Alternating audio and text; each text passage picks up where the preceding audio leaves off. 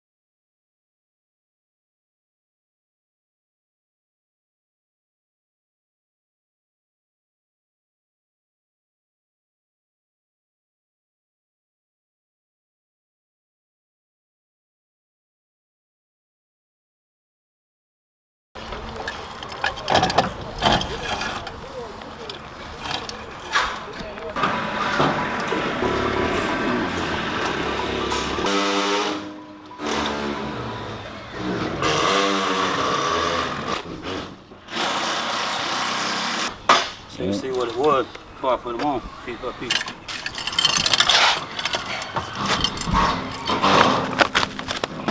We leave the red head bolts, we leave those loose for now until we get this rod clamped to our bracket.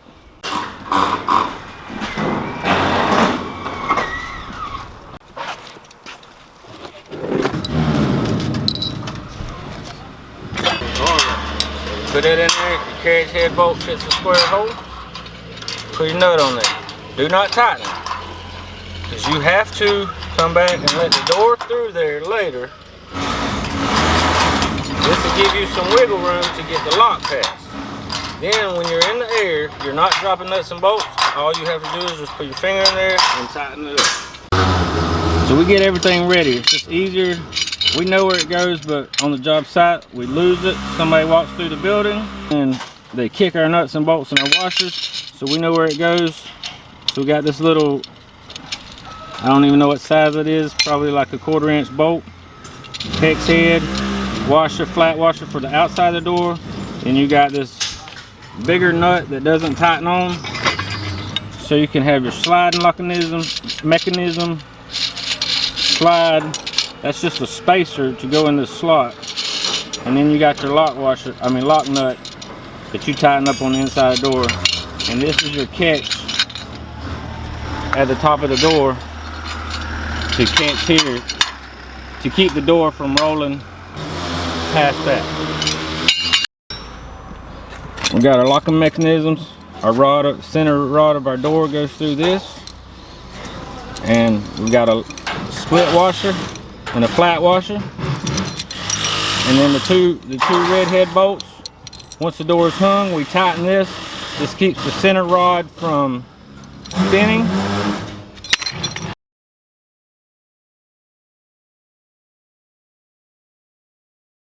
The instructions say to move the plate 3 3/8 above the bottom of the header. That's about the thickness of our header up here. So we took from our level mark and just with the laser that we shot this morning and measured from that level mark. We want our roll-up doors to be perfectly level, and sometimes the concrete isn't exact. So that's why we use the laser and got us the level. We get the same distance on each side of the door from our level mark. This ensures that our plates are level with each other, even though the floor may not be level, and so when our door rolls off of the roll down into the tracks, the bottom of it will hang exactly level.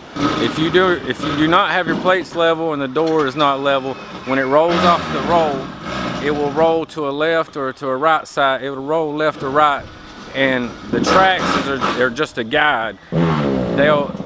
And if it rolls crooked, it'll hit the side of your track, and this will bind the door, and you'll have to use some assistance like a rope or something, or go get the ladder out, walk over and pull the door down, defeat the whole purpose of the chain hoist.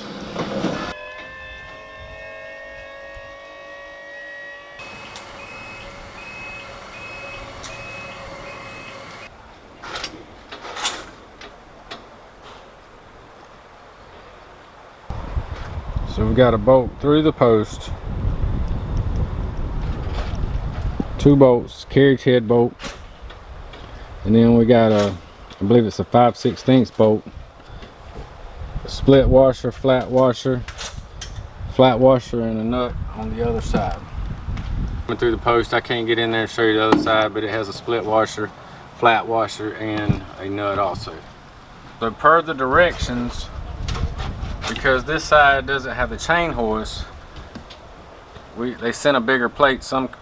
Sometimes they just send a smaller plate. So we use these set of holes for the clearance. And as you can see, I need to adjust this. This is way too tight. The edge of this door should line up with the outside of that jamb. So this is the top view, and as you can see, you need some clearance here between your bracket and the side of the door, so you have some abilities to rotate. We also need clearance. I'm on top of the door. We need some clearance between here and the framework, so when this door unravels, it doesn't jam up.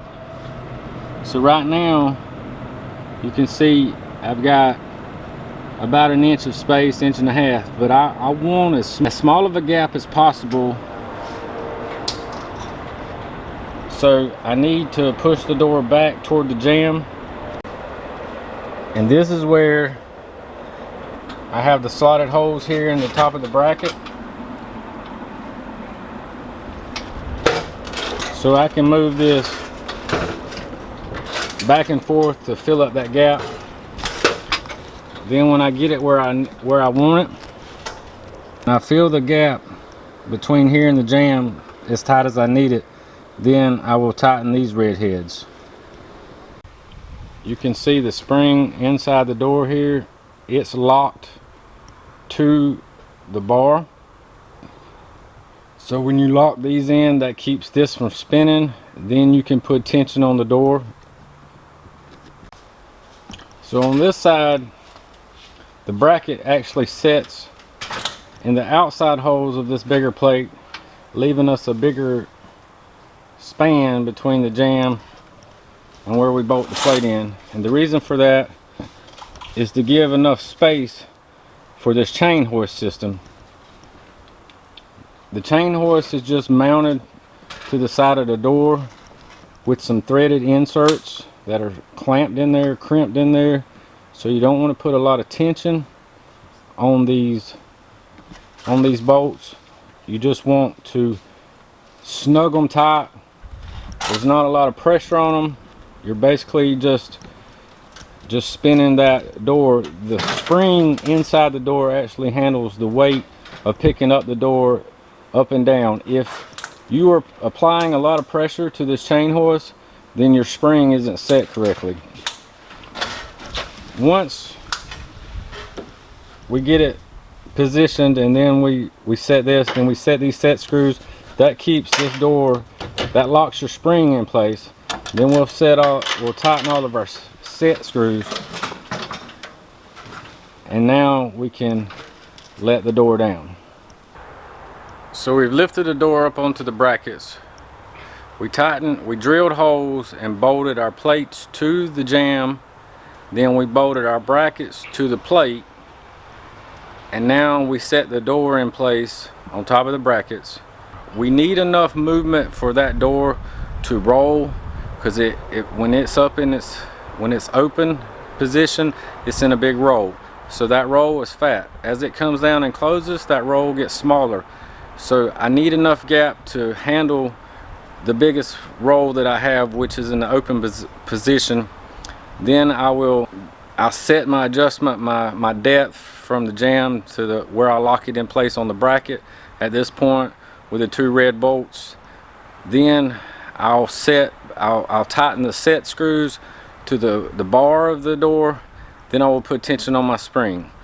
The way I put tension on my spring is I lock those in place, and then I roll the door 2 times before I cut the straps and let the door down into the tracks.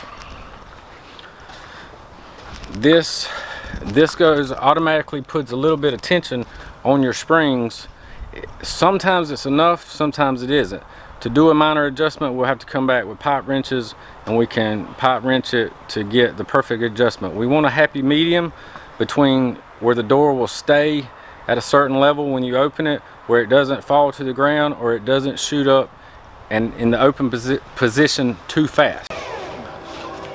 So we spun the door twice after we tightened the bar down with the red head bolts. Then we put the locking mechanism on this door jamb. I spun it with the chain. Sometimes this won't work, sometimes it will. You got to make sure you got enough space between that and the header. And then we cut the plastic off, cut the ties, let the door leaf hang down. You can see just about a foot. And then we installed our door tracks. One screw in the top of each one. Now we're going to let the door all the way down and make sure that we got about a 1/4 inch clearance between the door roll and the door track. The door track is just to keep it from flying off the wall, not that it actually guides it or it runs in rollers or anything like that. So you want some clearance in there just so it'll go up and down very easily and not come out if you were to push on it.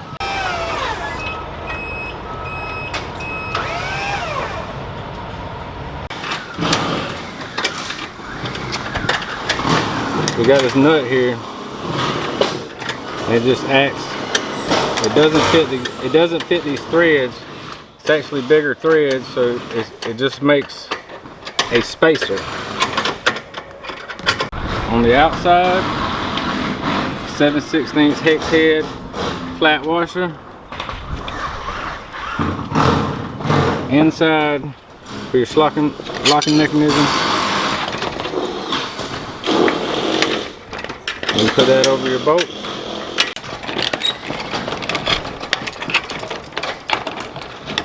So we just snug those up. We don't put a lot of torque on them because we don't want to break them.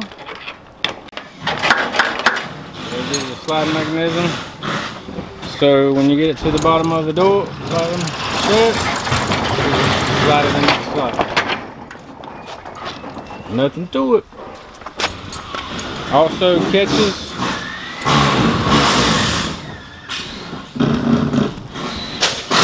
Now we gotta tighten those locks at the top, or catches at the top, to keep it from getting past there.